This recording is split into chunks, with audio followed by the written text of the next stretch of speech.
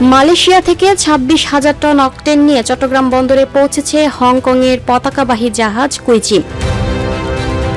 বৃহস্পতিবার 30 এপ্রিল সকালে বন্দরের বহিনোঙরে ভেড়ে জাহাজটি। এদিকে আজ দুপুর থেকেই জাহাজটি থেকে তেল খালাস কার্যক্রম শুরু হবে বলে জানিয়েছে local agent pride shipping line. April মাসে আসে এটি অকটেনের তৃতীয় চালান। এর আগে গত 8 এপ্রিল 26,000 টন ও 17 এপ্রিল 27,000 টন অকটেন নিয়ে এসেছিল আরও দুটি জাহাজ। দৈনিক 1200 টন চাহিদা হিসেবেই এক মাসে আসা 79,000 টন অকটেন দিয়ে চলা যাবে এই 2 মাসেরও বেশি সময়।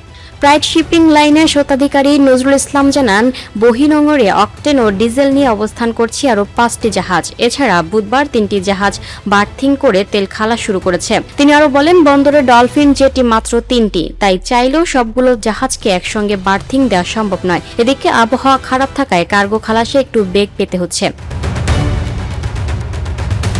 Lucky Akter, up to date news, Dhaka.